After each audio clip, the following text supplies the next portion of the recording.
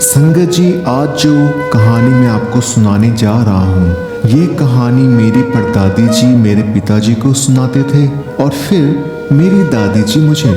मैं नहीं जानता कि इस कहानी में कितनी सच्चाई है, लेकिन जब भी मैं इस कहानी को सुनता हूँ, ये इसके बारे में सोचता हूँ, तो मुझे ये एहसास होता है कि मैं कितना भाग्यशाली हूँ कि जो गुरु ग्रंथ साहिब जी मेरे गुरु हैं। आइए संगत जी, इस कथा को सुनते हैं। क्या पता ये कथा सुनकर आपका मन गुरु प्यार से और भर जाए।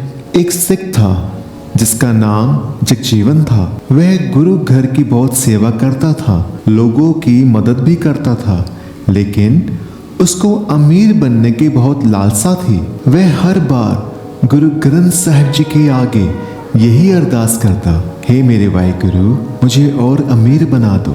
हे मेरे वाहिगुरु, मुझे और अमीर बना दो।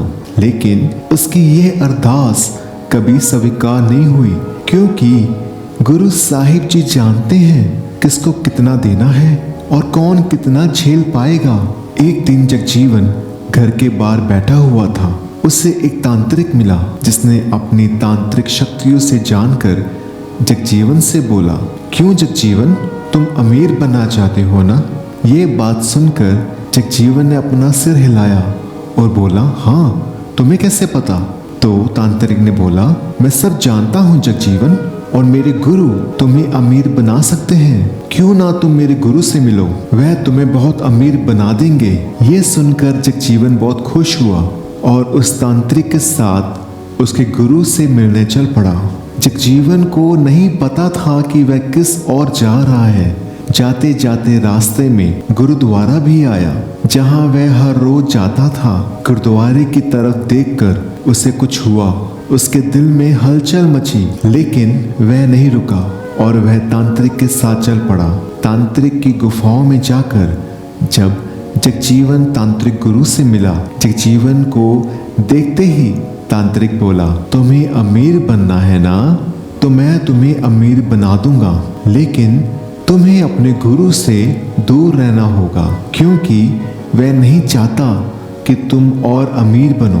तांत्रिक गुरु की ये बात सुनकर जगजीवन को बुरा तो लगा, लेकिन उसने तांत्रिक गुरु की बात मान ली, क्योंकि वह अमीर जो बनना चाहता था। तांत्रिक गुरु ने अपनी विद्या से जगजीवन को बहुत अमीर बना दिया। अमीर बनते ही जगजीवन अपनी अच्छाइयों को भूल गया और वह हर काम करने लग पड़ा जो गुरु घर में मना है। जगजीवन पहले तांत्रिक के पास रोज जाता था, फिर धीरे धीरे महीने में, फिर कभी साल में एक बार। एक दिन वह तांत्रिक गुरु अपनी मंडली के साथ जा रहा था। रास्ते में जगजीवन का घर आया तो तांत्रिक ने अपने गुरु को बोला, गुरुजी, ये जगजीवन का घर है। देखिए, आपकी शक्तियों की वजह से कितना अमीर हो गया है। तो तांत्रिक गुरु ने बोला, चलो आज हम लोग इसी के घर भोजन और विश्राम करते हैं। जब तांत्रिक गुरु अपनी मंडली के साथ उसके घर पहुंचा और जोर से बोला, जगजीवना, दरवाजा खोल, हम आए हैं। जगजीवन का नौकर गेट खोलने के लिए बाहर आया। इतने सारे लोग यहाँ कैसे?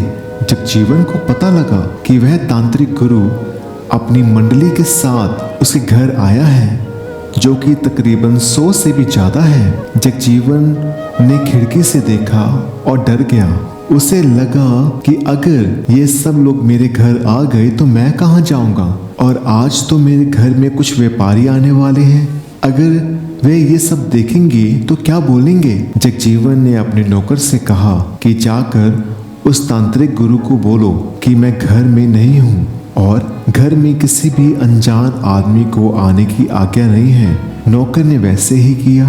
नौकर ने तांत्रिक गुरु से बोला कि हमारे सेठ घर पर नहीं है और आप फिर कभी आना। तांत्रिक गुरु ने अपनी शक्तियों से पता कर लिया जगजीवन झूठ बोल रहा है और वह घर में ही है। तांत्रिक गुरु को इस बात से बहुत गुस्सा आया और उसने गुस्से में आकर बोल दिया, अगर वह घर पर नहीं है तो वह कभी घर से बाहर भी नहीं आ पाएगा। और उसने अपनी शक्तियों से जितनी भी खुशियां जगजीवन के घर में थी उसे वापस छीन ली।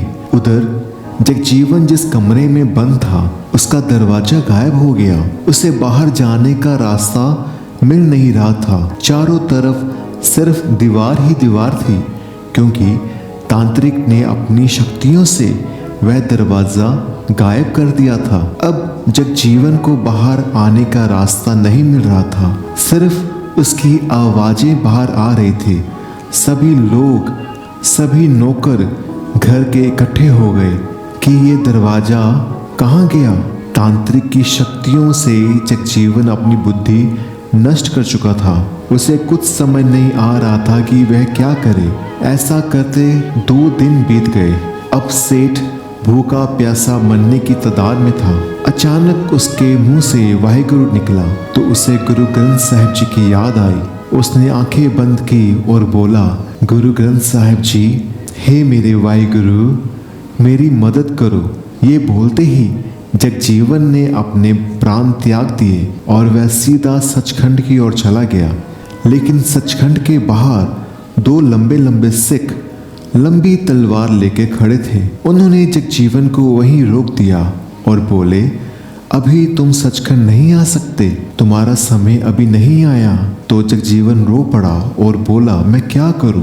वह दोनों गुरु के सिख सब जानते थे कि जगजीवन ने क्या गलती की है। उन सिखों ने बड़े प्यार से जगजीवन को बोला, जगजीवन जी, आप वापस जाओ और अपने घर में गुरु ग्रंथ साहिब जी का प्रकाश करो, अपनी गलतियों को मानो। गुरु ग्रंथ साहिब जी बहुत महान है, आपको माफ कर देंगे।